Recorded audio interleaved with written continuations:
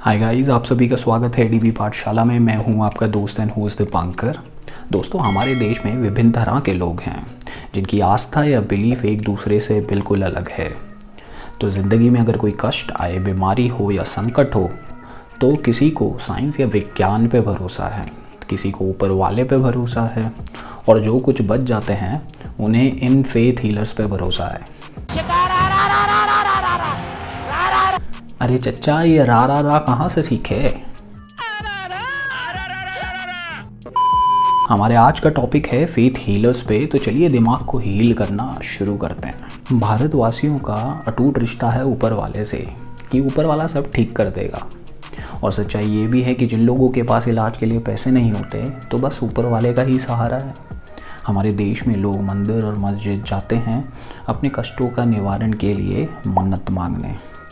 लेकिन faith healers नाम का एक और चमत्कार भी है, जिसे हमारी आस्था के नाम पर विश्वास का अंतिम संस्कार हो रहा है। लेकिन क्यों? एक स्कीम है, अमीरों की स्कीम मेरे हाथ लगी है। फेथ हीलिंग का कंसेप्ट ये कहता है कि सच्ची आस्था और प्रेयर्स के साथ किसी को भी स्पिरिचुअली और फिजिकली ठीक किया जा सकता है। और फेथ हीलिंग के नाम पे हमारे देश में क्या चल रहा है वो देखते हैं। एड्स एक ऐसी बीमारी है जिसका इलाज आज तक कोई नहीं ढूंढ पाया है। उसके लिए कोई भी मेडिकेशन मार्केट में अवेलेबल नहीं है, यानी कि वो एक लाइलाज बीमारी है। लेकिन एक हैं फेथ हीलर जो इस बीमारी का इलाज जानते हैं। एड्स की बीमारी निकल जा, चल एड्स की बीमारी निकल जा एड्स की बीमारी जो दोनों को छोड़ दे। चल निकल एड्स बाहर, चल एड्स की बीमारी निकल माओ जाओ। आग लगाता हूँ, आग लगाता हूँ, चल पर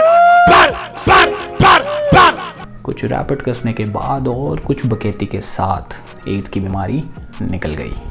आपके शरीर से 14,000 दुष्ट आत्माएं निकल कर गई हैं। अभी 14,000 दुष्ट आत्माएं। वाह भैया, एड्स हुआ है या फिर भूत चढ़ा है? और ये 14,000 का काउंट आया कैसे, ये बताओ। बोलो टेल। भैया, जितनी देर में आपने इलाज किया है उतनी देर में शरीर की 206 हड्डियाँ ना गिनी जाए।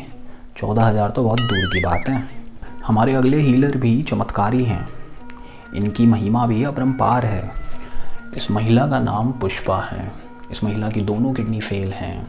ये 9 साल से बीमार है। रीढ़ की हड्डी में 3 स्लिप डिस्क्स में प्रॉब्लम है, चल नहीं सकती हैं, और डॉक्टर के हिसाब से वो ज़्यादा दिन जी नहीं पाएगी। लेकिन रुको जरा, सब्र करो।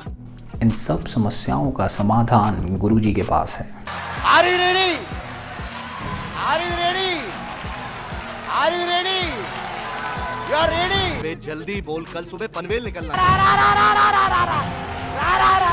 अबे ये पीछे की नम्स को हुआ क्या? ये शगारा पे गिर क्यों पड़ी? 50 रुपया कट ओवर एक्टिंग के वजह।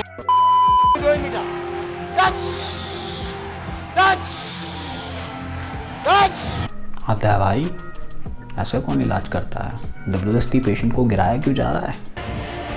येशूच्या पैदनावात तुमच्या दोन्ही किडनीत बऱ्या होत, दोन्ही किडनीत बऱ्या होत। हो हो हो हो हो, या क्षणाला गुरुजी का ट्रीटमेंट अगर किसी डॉक्टर ने देख लिया तो उनका भैया यही हाल होगा।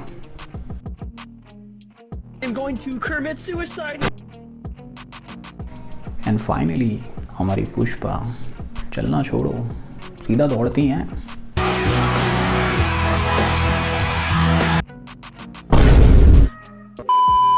अरे बीमारी का इलाज तो मामूली सी बात है, मुर्दों में जान डाल सकती है गुरुजी की आस्था। इस वीडियो में दिखाया गया है एक बच्चा जो मृत है और गुरुजी उसके जिंदा कर रहे हैं। रे बाबा देवा मैं तो तेरे को हरामी समझता था, तू तो राम निकला रे, देव मानुस निकला।